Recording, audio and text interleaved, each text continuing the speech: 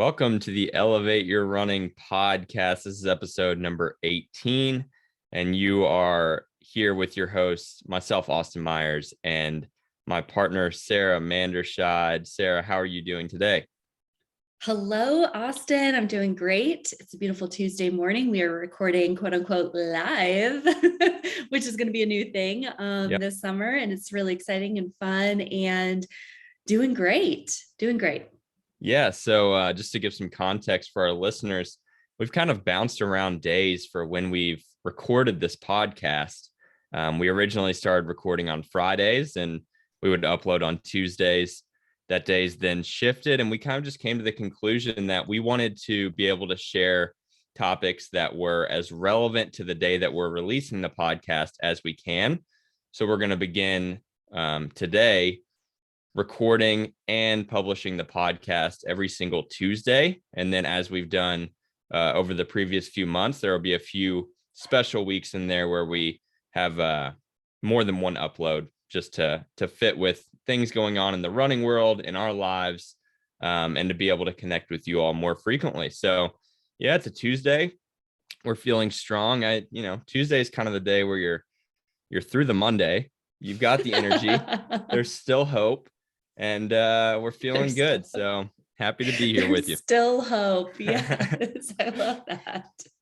I love it. Yeah. I had an 8-mile run this morning. It felt okay.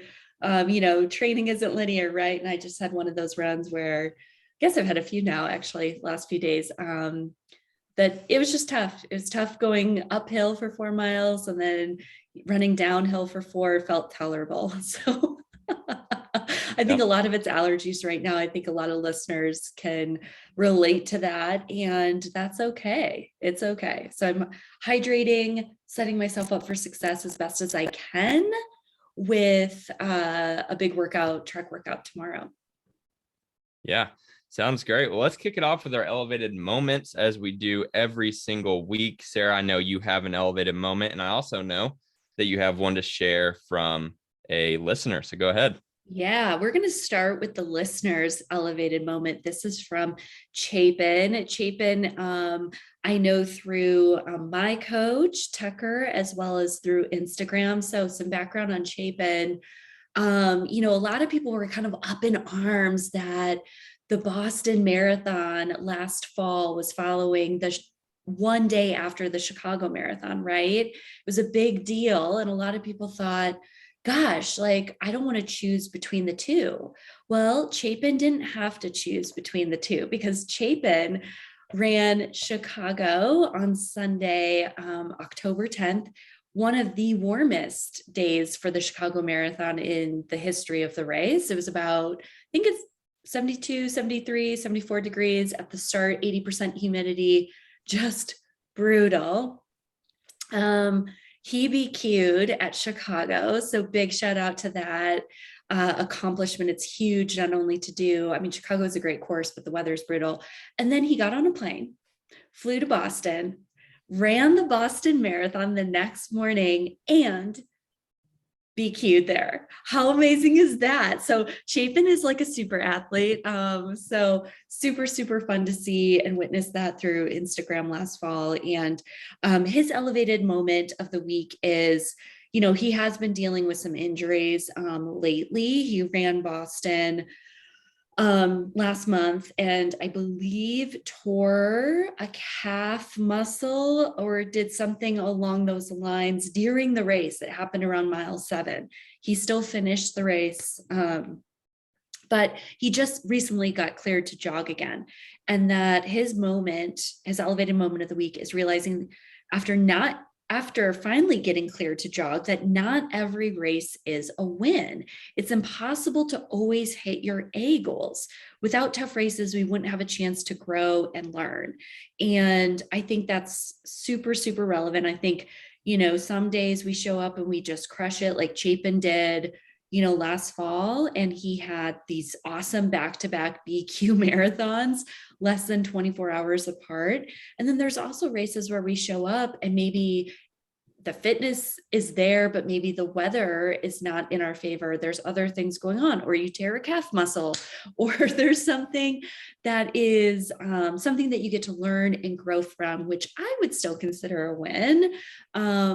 Anytime that we have a chance as humans and as athletes to take something negative and turn it into a positive, or take out the wins and grow and learn from and apply it again, the next time you have the opportunity, or as I like to say, the universe gives you another test to see how you do in that moment.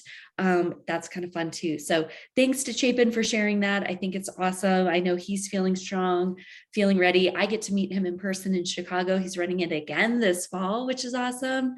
And hopefully I get to run with him in Boston again next year too. So that'll be fun.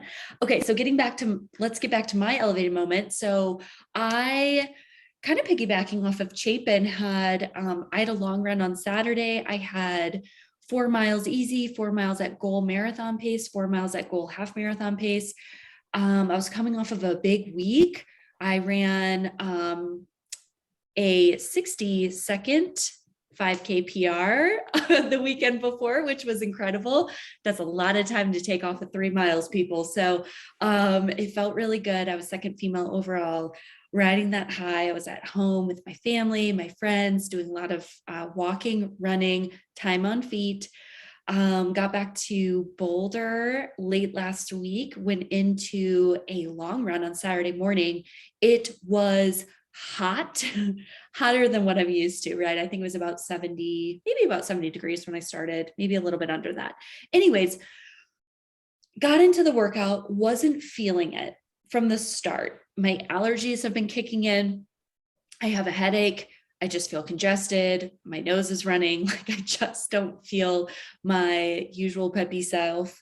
Didn't want to run this workout alone. Didn't want to do goal pace work on the route that I chose, yet I still chose it. And at the end of the day, when I went into it, goal marathon pace felt fine, but goal half marathon pace did not feel fine, people. Like I completely blew up 10 miles into it. So with 2 miles left at goal half marathon pace, which I actually wasn't even hitting pace, I was 15 seconds off. It felt harder than running the 5K the weekend before. I called it and jogged it for the last 2 miles and didn't have any of those running endorphins that typically, you find yourself in after a long run. So why is this my elevated moment of the week and not the 5K race that I ran the week before? It's because I learned a lot about this run. Very similar to Austin when he ran some goal pace work early on the training cycle and it didn't go well. I learned that I can't just show up to these runs expecting the pace to be there, right? I chose a sunny route. I chose a route that I wasn't really excited about. I got out way too late in the morning, quote unquote, like 7:40, 7:45 is when I started. But the route was completely sunny. There was no shade. So it was hot from the start. I think I fueled okay, but had my water bottle. That worked well, but just wasn't feeling it, right? There were other routes I could have chosen to do this workout, and I could have enrolled people. I asked a few people and they couldn't go with me. So then I just stopped there, and it would have been great to, have someone there with me. So I learned a lot from it. And I know if anything, it's going to fuel the fire to show up as strong as I possibly can for the next goal pace long run. Yeah, I think that definitely is an important elevated moment to share. And if my memory serves me correctly, the long run that you were mentioning that I struggled with a few months ago, I used as my elevated moment then as well. And I think we have to acknowledge those moments because, Yeah. We have highs and lows in life and in training.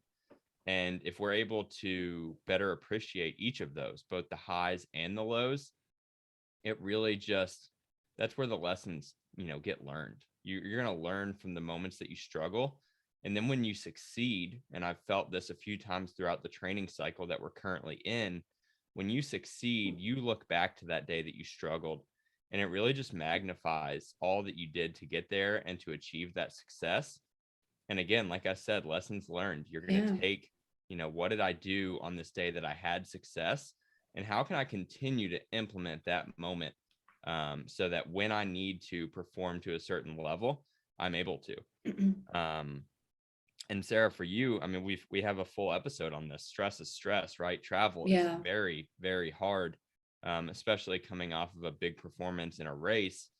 So to travel midweek, have work constantly looming, and then getting into a really big long run, that's hard. Stress is Yeah. stress. So just embracing that, trying to really understand what happened.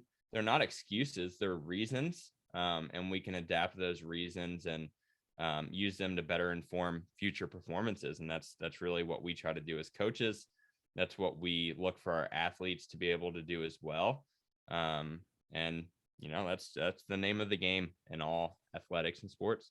I think so too. Like, the universe continuously tests me on putting boundaries and saying no. And, I had a great conversation with my coach on Saturday about it because I got home late Wednesday night. I opened my schedule up and for coaching calls because I felt the need to have a lot of availability for my athletes because I was on vacation for the last week or so. And what it did was it set up two back to back to back to back days. Austin, you know this. I was sending you an audio note saying, like, I literally can't talk. Like, I have back to back stuff all day long for both days. I was exhausted going into a long run of that caliber of hitting some goal pace work or 8 miles at goal pace work, which was a big jump too for me. So I was a little in my head about it. I will totally admit that. There was just too much going on. So it's always a great reminder for me to slow my roll. I love saying yes to everything and everyone. And usually I'm the one that pays the price. So now I get to lean into that and rein in kind of my schedule too. But at the same time, I also feel like it's important to share these moments. I'm a very, if you follow me on social media, you might think my life is perfect. It is not. It is not sunshine and rainbows every single day. Like, there are really tough moments. A lot of times I don't share them. But the ones that I do share, it's, to show you that it happens to everyone. And there's a way that you can grow and learn from it. And there's also a place to have gratitude for it too, right? Like, still finding the good in it and using that moving forward as well. Yeah. So, for my elevated moment, we are officially in taper. So this past weekend, this past Saturday, was kind of that final big long run. And, that's something that I advocated for coming in. Sarah, you and I discussed whether we were going to do 2x5 as far as miles at goal pace, or if we were going to do 10 straight. I wanted 10 straight. I wanted to feel that amount of time at goal pace. And I'm really excited with how it went. It was definitely an elevated moment of my training. Hit the goal miles and really made sure that in the days coming into that workout that I replicated the days that will precede race day as closely as I could, refining my approach, practicing a carb load coming into the big workout. Race day or training day morning, this past Saturday morning, I woke up at the exact time that I'm going to wake up on race day in Buffalo. I went through the same exact nutrition plan. I made sure that it worked for me. And I went out there and, I really just thought through, like, it was a physically hard workout, but mentally I was able to hone into race day scenarios, just envisioning like what the course is going to feel like and being able to hit the goal miles. It felt good. It was a really exciting moment going into a taper. Now it's time to embrace the taper, which can sometimes be the hardest part for athletes. And just, taking advantage of that taper, trusting the training that got us here. And then when race day morning gets here, it is time to perform. That's right. Oh my gosh. You crushed this workout. You didn't just crush it. There's like exclamation points behind the word crush. And I can say that because I'm your coach and I'm looking at the data. Like literally, I loved, that conversation around, do you want 2x5? There's benefits to that when you have like a little bit of recovery time in between the 5 mile increments, or do you want to go 10 straight, which is a little bit harder in different ways. And we've done a lot of those smaller intervals, right? Like we did the 2x4 and 2x3, and maybe we've had like 8 miles or something at goal pace, but it's nice to have that 10, right? Maybe we did like 2x5 with some like pausing in between. I think maybe I told you just to stand for 10 minutes, which has a lot of benefits too as well. But you completely crushed it. And not just crushed it, like you hit our A goal pace and you ran faster than that. Like you ran 25 seconds faster than goal pace for your last mile. And I think, it just shows, and your heart rate was like so dialed, like it just shows a lot of great things that you get to lean into on race day. But what we really want to talk today in today's episode, we're going to talk about how Austin set himself up for success on this training run from the athlete perspective, because I was watching this all unfold last week on social media. As his coach, I didn't know this was happening, but as an athlete, I got to follow along in his journey through his stories, and it was really, really fun.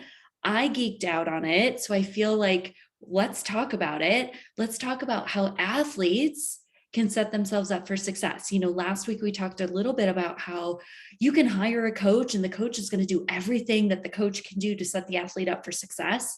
And the athlete gets to also show up and do what they can do to set themselves up for success. So Austin, do you want to walk us through like how you started last week and why you decided to do this, maybe first and foremost, and then walk us through the progress and the progression through last week up through your huge long run on Saturday morning?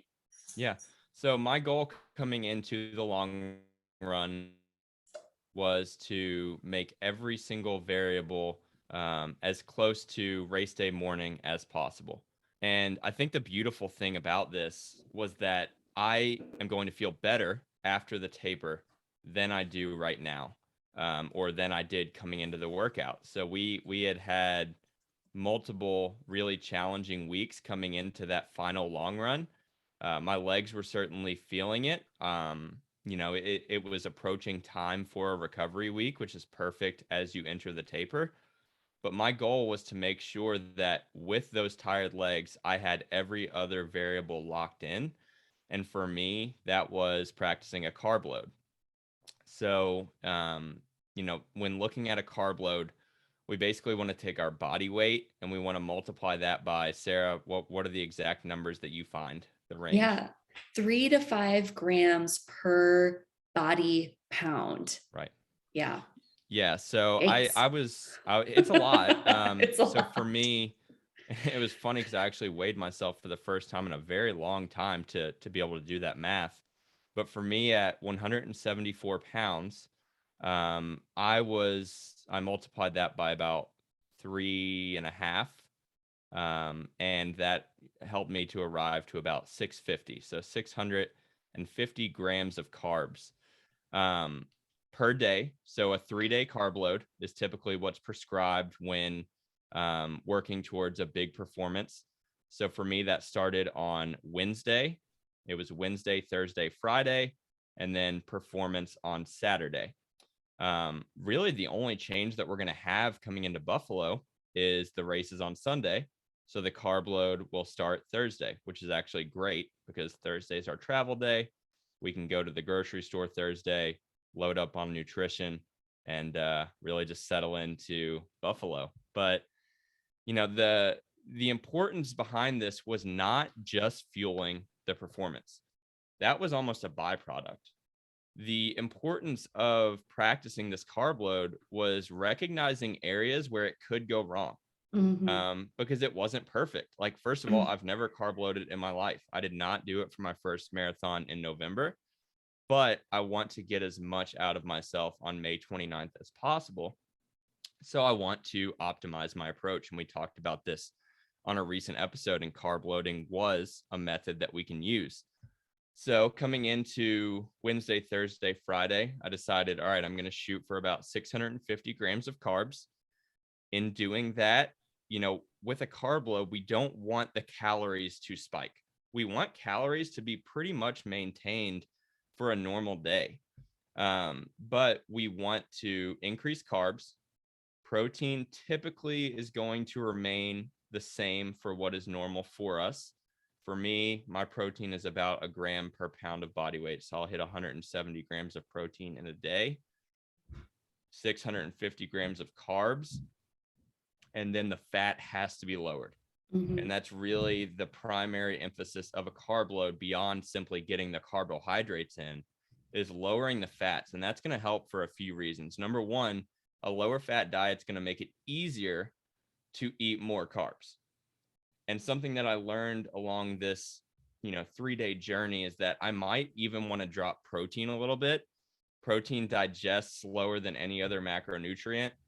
So for me, trying to optimize my carbohydrate intake, I feel like I may see some benefit dropping protein and then having fat low, and basically arriving to a very similar caloric expenditure or caloric intake that we're going to have on a normal basis. So let's say I'm eating 3,400 to 3,600 calories a day. We're still going to be hitting that caloric intake, but we're going to have 650, maybe even more. I'd like to really get up to 700 grams of carbs in the 3 days leading into Buffalo. And these lessons are not learned unless I practice this leading into my final long run, or, I practice this at some point in my training cycle. And that's why I wanted to do it. And Sarah, you mentioned I was sharing it on social media.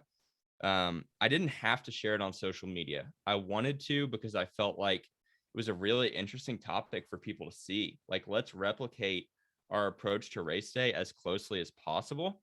But I also wanted to be extremely transparent in the fact that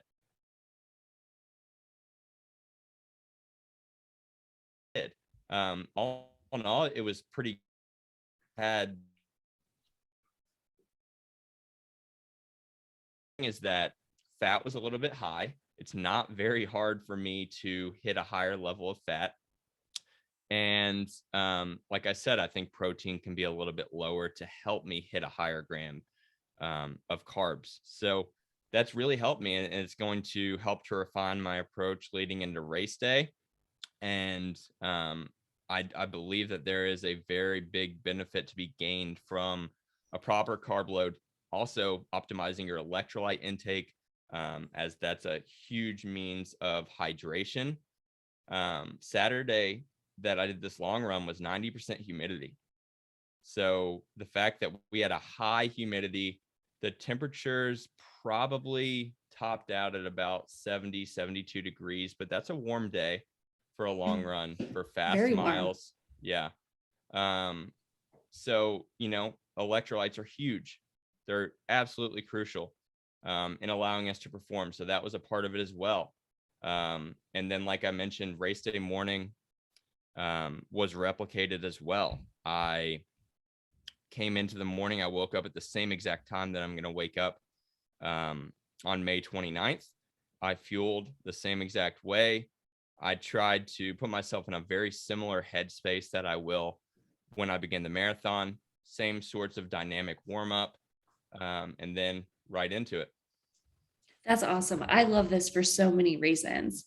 Like, you, Austin, controlled every single thing that you could control with this long run, right? Like, you set yourself up for success with practicing the things that a lot of times we practice in taper, right? I had a lot of athletes run, the Colorado Marathon, they all carbo loaded for the first time. I know when I went through Boston, my second marathon ever, it was the first time I tried to carbo load, and like, it's hard. It's so much harder than you think it is. It's, my athlete Jason said this at dinner the night before the Colorado Marathon. He's like, it's fun for about half a day. And that is so true. And then after that, it's like gross. And and it's just not fun, but we can try and make it as fun as possible, right? So there's a lot of creative things that you can do, but at the same time, like I loved watching your stories last week because every day it was like the MyFitnessPal screenshot, and then you were like, oh, this is what I did, this is what didn't work, this is what worked, and this is what I'm going to do differently tomorrow. And then we got to see that the next day, and like how, fat was a big issue for you on the first day. Like you were consuming way too much fat and you couldn't hit your carbohydrate intake, right? So it's really, really important. If you don't have to do this. It all depends on like how you want to set yourself up for success, right? If it's something that's important to you and you want to see how this works, maybe don't wait until the actual taper. Practice it like Austin did because it's huge. I know Austin was with me in Mesa when I was trying to carbo load, and it still was like, I was still trying to fine tune it on the last day, and I was complaining. Poor Austin and Abby had to hear me complain about how sick I was of like eating, just eating in general, but just I was over it. And I'd carbo loaded maybe the month before that for Houston too. So there was just a lot going on. But it makes a huge difference, right? I think I've shared on this podcast, like if you have the exact same runner A, runner B, one carbo loads, one doesn't, it's a 6, and they're running a 3:30 marathon. It's a 6-minute difference between the two. So now that Austin has the 3.5 grams kind of dialed in, he knows what's going to work with his stomach, right? That's the other piece of it too. He knows how to kind of shift into, all right, maybe I was eating too much fat, so this is kind of roughly how I add fat into my diet. If it's a little bit of nut butter in the morning and then that's it, or whatever that looks like. I think that's a huge component, and just knowing what's going to work. So we've talked about this before too, like when it comes to race week and something happens that's out of your control, you get to lean into your routine and what you're comfortable with, knowing like you've carbo loaded, you've dialed this in, you have your hydration dialed in. Did you practice your hydration throughout the week, Austin? With like electrolytes, and did you practice like hitting the levels that you wanted to hit there? Yeah. Yeah, and I will say I wasn't as specific with the amount of electrolytes as far as, milligrams of sodium and things like that, but I do have an electrolyte powder that I use. And then I Nice. also have a carbohydrate powder, and most of these sports performance carbohydrate powders are also pretty complete profiles of electrolytes within those.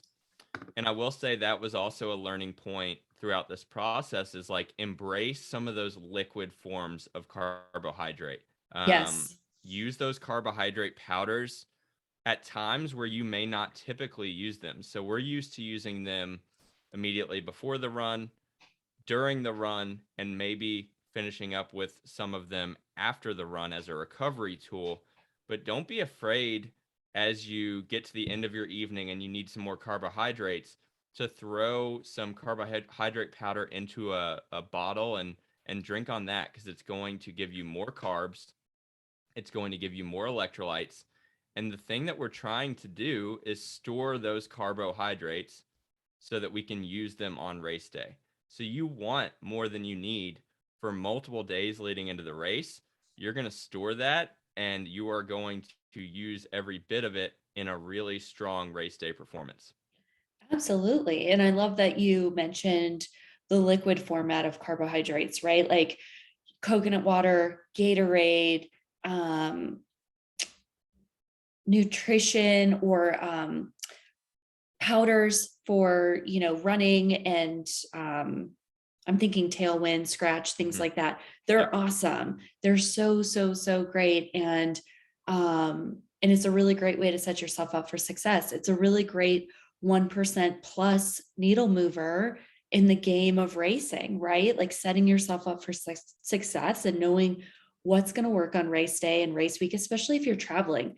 That's the other big piece to this too, right? You said you're traveling on Thursday, the race is Sunday. That's day one of your carbo load intake, right? Maybe even if it's not, like knowing that once you get into New York, you get to go to the grocery store and you're going to already know what's going to work versus wandering around the store, wondering what you should get and what's going to work with your stomach, what's not going to work with your stomach, and just being stressed about it. Because the more relaxed you can be on race week, the better for sure. And I love that you practice like waking up at that time. I think that is critical. I highly, highly, highly suggest that to all of my athletes. The one athlete that comes to mind, his name is Tom. Tom, if you're listening, you're amazing. He ran Chicago last year, so super hot. And I would talk to Tom every single week about how he gets to wake up early to get his long runs in. And he wouldn't do it. He was doing his long runs in the heat of the day in Denver or in Superior. And, I kept talking to him about like how he's, it could be difficult to wake up and get going for a 7 a.m. marathon. Well, it turns out Chicago was so hot. He was one of the only people I know who hit his A goal. He wanted to run a sub-4 marathon. The dude crushed it and did it because of all the heat training he did in Denver last summer. So that was amazing to see. But yeah, it's still super, super, super beneficial to get your body into that zone of waking up early and getting out the door. And like, how is your stomach going to feel that early? How are you going to eat your breakfast or your pre-run breakfast before you go out? All of those things matter, right? Austin, how many gels did you bring with you, and were you consuming gels? Like, did you feel like that part was dialed in? Yeah. So I only took, it was an 18-mile run. I had 3 gels with me. So the plan was 5, 10, and 15.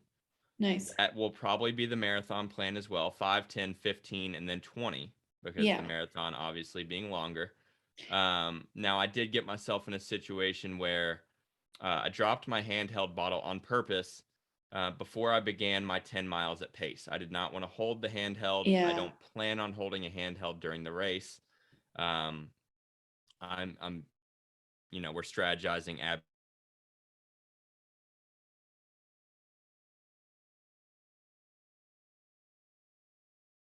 I'll grab, a sip or two of water with a carbohydrate powder in there. That'll be something that's hopefully locked in on race day. But I had 2 gels that I just held my hand once those marathon pace miles began at mile 4, technically the beginning of mile 5.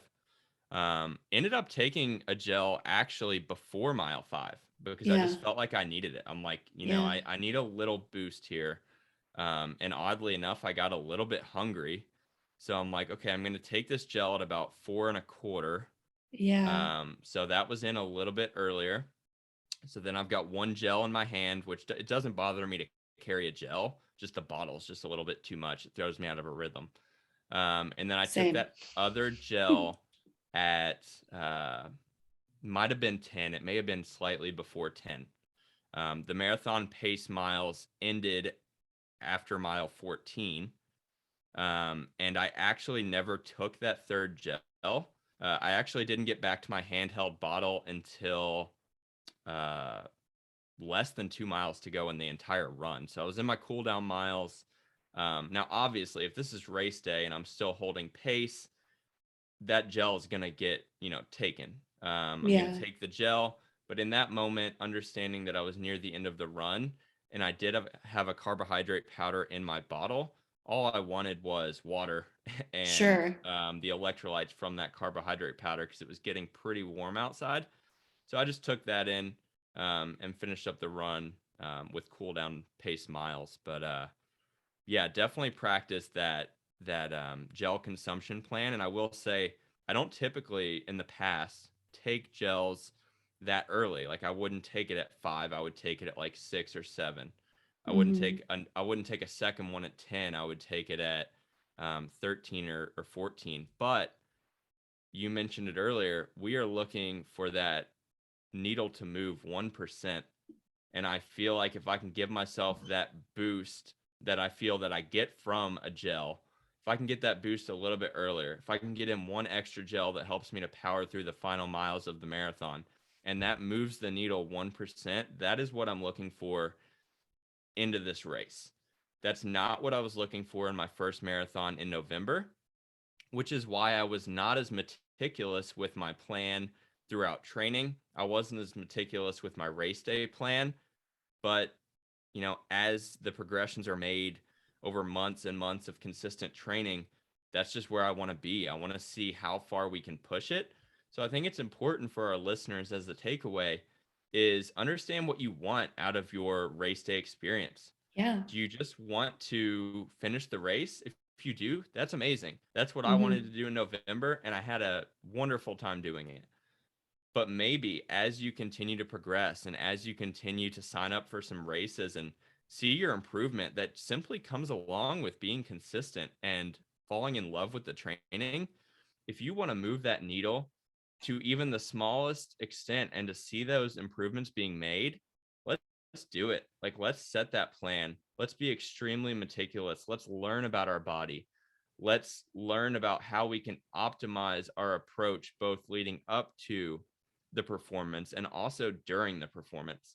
And, that's something that I really look forward to doing with some of the athletes that, I hope to coach through Elevate Your Running is if we want to take it there, let's take it there.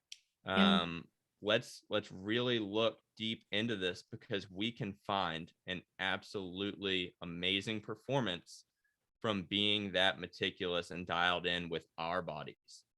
Absolutely. I love that so much. And I feel like, we've added some new athletes to the team over the last few weeks. We've actually had a really great month. And they're all committed and they're all willing to show up. And, they want the nutrition help, they want the hydration help, they want that support. And that's incredible. And, it definitely comes with extra time on our side. It shows the commitment on the athlete side, and it just creates a win-win. And isn't that a fun thing to create when you're working together with someone? Playing in the black or playing, win-win is a big deal. And it's how I live life. It's how I coach. And, having that compromise and finding the right balance between the two parties is something that's really special, and something really special can be created because of it. I also love, Austin, that you just like took the reins and put this in your own hands. You did all of this. You didn't ask permission, not like you even needed permission, but you just did it. And that was what was so exciting from my side to see. It's like, okay, Austin is 110% in. You are so dialed in on this race and seeing what you can create on race day. Correct me if I'm wrong, but you eat and consume spring energy gels, right? Yeah. Yeah. So I want to Yeah. note that they're a little bit higher in calories, they're a little bit higher in carbohydrate intake. So, for some people, they love taking gels every 3 miles. I think that's great. For Austin, he might be leaning a little bit into like the every 5. But they do carry about 180 calories, 45 grams of carbs. Like, they're pretty good. They're great. They're all natural. I used them for a very long time and still use them for training runs. They're absolutely great. So what I love, Austin, is that you pivoted and shifted in the moment, knowing that at mile 4, you were starting to feel like, I actually kind of need this maybe earlier than what I thought. And instead of just sticking with the plan, which is never a good approach for nutrition, especially on race day. Got to lean into what your instinct, your gut, especially if it's like starting to feel hungry, like what your stomach's saying, like take it early. It's fine. And that's why I always encourage athletes, have an extra gel with you, even if you think you're not going to take it, like, because it's not going to surprise me, Austin, especially on race day. Like if you do 5, 10, 15, 20, 23, Yeah. you take that last one at 23 for the last 5K. And like if Abby's holding the gel, if you have another one with you, if they have your gels on course, like however you want to set that up for your success or for yourself to be successful. But it's a fun way that you got to practice it in training and set yourself up to just win. Why not? Yeah. Yeah. And I think that was a really important point that you made as far as how many carbohydrates are in the gels that I'm taking. I am taking, it's the awesome sauce one that you hit the nail on the head Yes. with That's 180 one I take. calories, 45 grams of carbs. So that is a really high carbohydrate gel. And the reason I love that one, like I didn't just say, okay, I like Spring Energy I'm going to take a Spring Energy gel, whatever one I have. No, I wanted the one that, number one, has the highest amount of carbohydrates. Number two, digest the easiest. And the thing about that awesome sauce gel Yeah, is it's like applesauce. So it goes it down is. so easily. It's like a matter of 5 seconds and boom, we're done with it. Move on. Yeah, And I feel it too. So I'll feel that, within that next mile, there's an energy boost from those carbohydrates that I'm getting from the gel. So that was a very intentional decision. And I loaded up on those gels before my training run this past Saturday. And then the other thing, I'm glad you mentioned that potentially on race day, I'm going to want a gel near the end of that race. That is a very good possibility. I think hmm, an even better possibility from what I've found from my training runs in the past is that I want to make sure that I can grab a bottle somewhere in those last 6 miles. And there's a yeah, chance I may even hold that bottle for about a mile and sip on the water and carbohydrate powder and potentially an electrolyte powder also added into there. Sip on that somewhere in that last 10K of the marathon because I find that if the thing that will ruin my performance the most is if I start to feel dehydrated at all. oh And I yeah, feel like I really need water. It is the biggest performance drop that I've found, even more than if I feel like maybe I could use another gel. So, yeah, I think it's about not only setting yourself up for best case scenario, but also what about if it's the worst case scenario? What yeah, about if you are absolutely feeling depleted somewhere throughout the race? Are you prepared to take in more nutrition than you were planning for? Are you prepared to get in a little bit extra water or electrolytes than you were planning for? And that's something that I'm going to plan out. And again, I'll make sure to document this on my stories on Instagram of what is going into the preparation for this race. Because ideally, we're going to come out of this marathon and maybe I have a bottle that I didn't even touch. Maybe there's two gels that I didn't even take, but they were yeah. there just in case I needed them. Yeah, which is the smart way to set yourself up for success for sure, because the last thing you want to do is be on course, especially at mile 20, and thinking to yourself, oh, I wish Abby had a bottle that she could give me right now, but we didn't think through this until right now in the moment. And I also love that you said sip, right? You're just sipping on the water, you're Mm-hmm. not guzzling it down. I think that's a big I don't want to say mistake, but I'm going to say mistake like that athletes can make where they're just, if they get to that point of being dehydrated or feeling dehydrated, and then they start to consume water too rapidly and too often, that can create a whole like stomach cramping issue and all the things. So I love that you're just going to sip on that. And you know that your body starts to slow down and maybe underperform once, maybe even slightly dehydrated, which is a great thing to know. I think just in general, anytime a body is starting to feel dehydrated, the performance is going to suffer. So it's a great thing that you're dialing that in. And you ran 10 miles at below goal pace without a handheld. So that was really fun to see too. Yeah, it was really interesting. And we can kind of close on this note. Yeah. Watching the Boston Marathon this past year, a few weeks ago now, um, the female athletes. So if you watched the race, or if you didn't, there was a pretty close race between the two females at the front of the pack, and it Yeah. came down to really that last mile of the race. And I want to say they were at mile 24, and um, one of the athletes took a bottle She did. and was kind of sipping on the bottle. They don't hold it for long. I mean, she took a few sips and threw it to the side.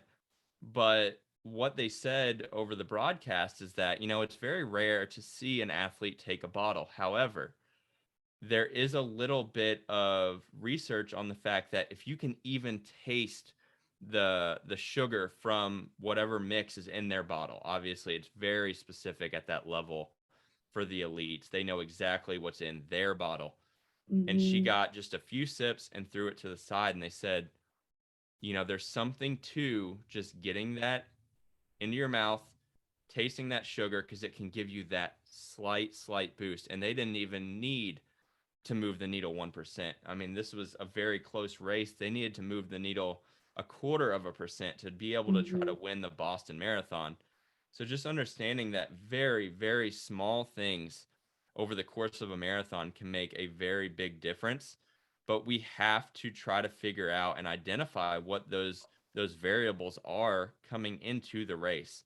We need to understand what might be needed, what could help us. Because if we don't consider what may move the needle and it's not there when we need it, a marathon's hard enough. But Yeah. if you're not fueled enough throughout the marathon, if you become dehydrated, if the weather is not as you'd like it to be, that marathon can quickly turn into a very, very big challenge, even more so than it should be in that final 8 to 10 to 10K. Absolutely. Yeah, absolutely. All great points. Thank you for sharing your story. And not only on Instagram, but here with us today. It was great to kind of hear how you dialed things in to set yourself up for success. We are 2 weeks out from your race, so it's exciting that you're in taper. We have our race strategy call next Monday. So, maybe we'll talk about that next week on the podcast.